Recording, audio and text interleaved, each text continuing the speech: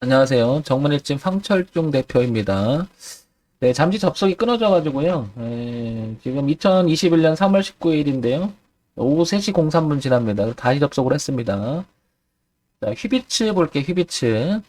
휘비츠 보면, 먼저, 제가 이렇게 포털 사이트에서 휘비츠를 한번 쳐봤어요, 이렇게. 안광학 의료기기. 눈에 관한 그런 걸 기계가 만드는 회사인 것 같아요. 그죠? 검안기, 렌즈미터, 뭐, 이렇게 보니까, 그죠? 휘비츠라는 회사가 그런 것 같고요. 그 다음에 휘비츠는 이제 제가 늘 볼 때 이런 걸 먼저 보죠. 기사 먼저 봅니다. 현재 시점에서 어떤 내용이 있나. 그러면 3월 15일 날 뭐를 출시했다 내용이 그죠? 세계 최초 5가지 장비 하나로 모은 막막단 3월 달에 좀 나온 기사인 것 같아요. 그다음에 휘비츠가 작년 4분기 매출액이 236억이라는 기사가 좀 나왔고요. 그죠? 그다음에 2월 달에 현금 배당도 좀 한 것 같고요. 2월 14일에 뭐 또 획득했다는 얘기가 나오고요. 그죠? 뭐 나쁜 이야기는 별로 없는 것 같고요. 여기 4분기 좀 230원 좀 감소했다. 뭐 똔똔 친 것 같으죠? 뭐 요런 게 지금 현재 휴비치에 대한 현재 이슈예요. 그죠? 이야기고요. 그죠? 정보에 대한 이야기인 거죠. 단순히. 현재 시점에서 나온 정보입니다. 휴비치를 지금 황 대표가 이야기하는 것은 그 종목을 좋으니까 사자, 나쁘니까 팔자, 종목 추천하는 걸 아님을 다시 한번 알려드리고요. 갖고 계신 분, 그 다음에 관심 있는 분들을 위해서 에, 기준점에 대한 이야기 하려고 그러는 거죠. 아래쪽엔 지지가 있는지, 위쪽에선 저항이 있는지, 뭐 이런 거 보려고 합니다. 자, 오해가 있으실까봐 하나 제가 잠깐 얘기 드릴게요. 우리가 매매를 함에 있어서 첫 번째, 펀더멘탈을 가치를 가지고 매매하는 것을, 뭐라고 얘기해요? 재무제표, 재무제표. 요거 갖고 투자하는 것을 우리가 가치 투자라고 하죠. 우리가 이렇게, 그죠? 가치 투자. 그래서 뭐 이거를 장기 투자 이쪽 개념을 쓰는 거고요. 그죠? 이렇게. 여기에는 기업이 가지고 있는 내재적 가치에 대한 이야기가 주를 이룰 거예요. 그러면 수익성, 안정성, 성장성, 그 다음에 활동성 이런 기타 등등의 내용을 가지고 주가의 전망을 한번 흐름을 예측해 보자라는 게 이 펀더멘탈을 가지고 판단하는 매매법일 거예요. 그죠? 두 번째는 이슈. 현재 시점에서 정보가 있나? 그래서 테마를 이루거나 그 다음에 뭐가 있나 이거 있죠? 이걸 보는 게 정보력 매매, 즉 이슈 매매라고 하죠 우리가.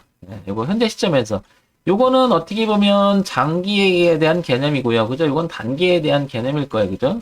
그 다음에 세 번째는 이제 그 가격에 대한 이야기를 하죠. 즉 차트를 보고 현재 수급적인 측면과 그 다음에 흐름, 돈의 흐름에 대한 이야기가 바로 가격 차트에 대한 이야기입니다. 그럼 우리가 어떤 매매가 더 우수하냐 이렇게 중점을 둬야 돼. 맞다 틀리다의 문제는 아닌 것 같습니다. 장기 투자에 대한 나름 가치가 있을 거고요. 단기 투자에 대한 나름 가치가 있을 거고요. 그 다음에 차트를 보고 돈의 흐름을 보고 이야기하는 것도 나름 가치가 있을 거예요. 그래서 이거를 다 같이 보는 게 우리가 일반적으로 많이 통용하는 매매법입니다. 그런데 이제 황 대표는 이 가격의 흐름에 대해서 더 많이 이야기를 합니다. 돈의 흐름. 이 이유는 돈 많으신 분들이 어떤 종목을 선정함에 있어서 잘 분석을 하고 수급적인 측면이 들어와서 주가를 끌어올리는 개념을 쓰지 않을까 이렇게 보는 거죠.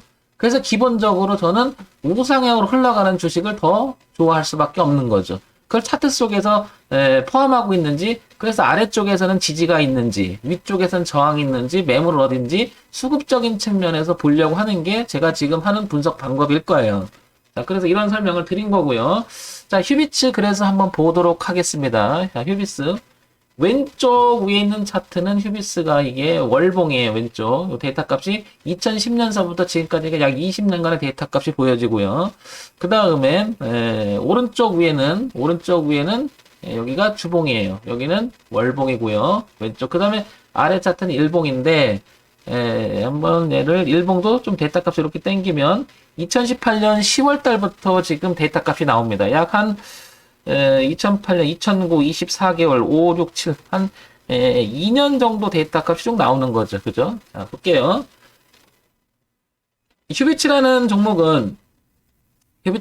회사는 2015년에서 이렇게 최근에 정점을 찍어주고 그 다음에 2016년도 내려오고 2017년, 18년도 내려옵니다. 2019년 내려왔고요. 2020년도 내려오고요.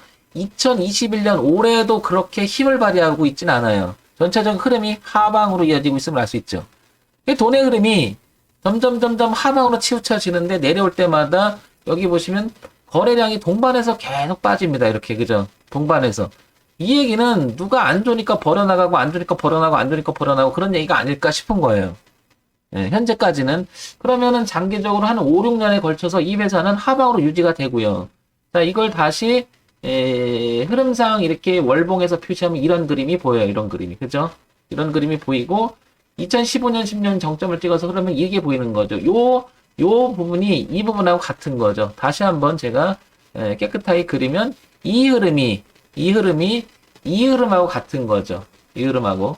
자, 그런데 이 흐름은 다시 10,000원대 부근 찍힌 자리에서 흐름을 보게 되면 일봉에선 이 흐름하고 같은 거죠. 지금 빨간색이 월봉, 주봉, 일봉에서 같은 흐름이죠. 자, 그런데 여기서 보이지 않는 선을 한번 그려볼게요. 이렇게 그리면 더 기간을 늘려보면 이렇게 파란 선이 하나 이렇게 겹쳐져서 그리죠. 이렇게 약간 이렇게 그죠? 이렇게 그거는 여기를 연결시킨 추세선입니다. 이렇게 그죠? 그래서 약간 요렇게 파란 선이 잡히죠. 이렇게 이런 식으로.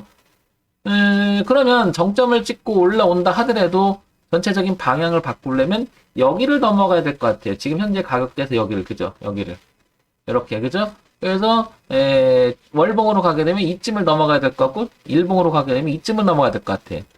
그러면 여기는 주봉에 요렇게 주봉에 이렇게 저항이 하나 있고요. 그죠? 그 다음에 일봉에 이렇게 저항이 하나 있죠? 그 다음에 월봉에 이렇게 저항이 하나 있는 거죠. 이렇게. 그죠? 최근에 보면. 자, 그래서 휴비츠는 2013년서부터 내려오던 주가의 흐름을 지금 보시면 주가 흐름이 이렇게 내려오잖아요. 계속. 그죠? 아직 돌리지 못했습니다. 자, 이 얘기는 누군가는 이 주가의 방향을 강력하게 위쪽으로 틀어주겠다고 하는 의사표시는 아직 없는 것 같습니다. 그죠? 그렇죠? 지금 황 대표가 하는 이야기 이게 바로 가격의 흐름을 가지고 수급에 대한 이야기를 하는 거죠. 그래서 이게 맞다 틀리다의 문제는 아닐 겁니다. 내용이 어떤 것 같든 간에 어쨌든 투자자가 들어오지 않는다는 것은 분명하죠. 그죠? 그 다음에 좀 전에 봤을 때 이슈가 또 강력한 것도 없고요. 그러면 전체적인 가격과 지금 현재점에서 정보 쪽에서 보게 되면 별로 그다지 메리트가 없다라는 거죠. 누가 들어와 주지 않았기 때문에. 그렇죠? 그런데 지금부터 펀더멘탈의 가치는 안과용 어떤 그 내용을 가지고 움직이는 회사잖아요. 눈에 관한 거 가지고 움직일 때 전망이 있을까요, 없을까요? 따지면 뭐 이렇게 해석할 수도 있겠죠. 노인 인구가 많아지니까 눈은 점점점 파는 필요가 없고 황 대표만 해도 눈이 나빠갖고 계속 안과 치료를 굉장히 지금 중점적으로 많이 보고 약도 뭐 맨날 이렇게 지금 황 대표도 이렇게 눈에 관한 그 약을 먹고 있습니다. 이렇게 뭐 잘 아시겠지만 루테인도 먹어보고 여러 거 팝니다. 그러면 이런 회사들은 앞으로 그렇게 보면은 전망이 좋지 않을까 이렇게 생각도 들고요. 그죠?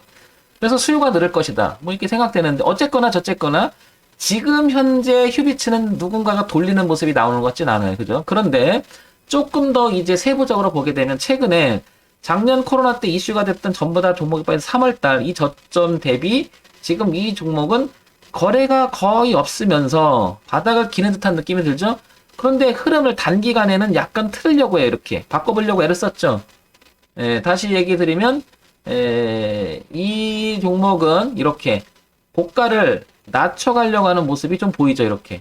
그렇죠. 이렇게 낮춰가려고 하는 모습이 보였다가 이제 다시 저점을 높여보려고 하는 변곡이 단기적으로 발생한 지점이 바로 여기에요. 11월과 12월 사이라는 걸 알게 되겠죠. 그러면서 저점을 높이면서 거래가 많지는 않지만 슬슬 젖어가면서 위쪽으로 올라가려고 그래요. 그죠? 보세요. 그죠? 뭐 살살살살 이렇게 끌어올리려고 하는 모습이 좀 보이죠. 이렇게. 자, 그러면 이 흐름 하나는 단기적으로 생긴 거죠. 그리고 났더니 열심히 끌어올랐더니 지금 여기서 떡하니 이거하고 충돌하고 있음을 알 수 있는 거죠. 이렇게. 이렇게. 그죠? 자, 그래서 단기는 올려보려고 애쓰는 모습이 뚜렷하게 나타나고요. 단기적으로. 그죠? 근데 흐름상 큰 장기 추세에서는 아직은 돌리지 못한 거죠. 바로 이걸 가지고 우리는 수렴의 과정을 겪고 있다 이렇게 표현하는 거죠. 수렴을. 수렴이 끝나고 났을 때 여기서 거래가 터져주면서 위쪽으로 틀어준다면 누가 강력하게 올리려고 하는 메시지가 들어오는 게 아닐까라고 판단해 볼 수 있겠죠. 그런데 여기 보니까 위쪽에 보니까 10,000원과 11,000원 사이에 거래가 많음을 알 수 있습니다. 그죠? 그래서 뭐야 이게 거래 매물 저항이 하나 있는 거죠. 올라온다 하더라도 지금 8,140원입니다. 그죠? 그러면 얘는 깨지 말아야 될 선이 이 치고 나갔던 이 선은 깨지 말아야 되겠죠. 그러면 7,000원 부근이라는 게 알 수 있는 거죠. 따라서 이 종목을 투자해보겠다고 생각하는 사람 입장에서는 7,000원은 깨지면 곤란해지는 거죠. 왜냐하면 애써 만들어 놓은 이게 매물이 될 거니까. 그러니까 적어도 7,000원까지는 깨지 않은 범위에서 자꾸 위로 쳐야 되겠죠.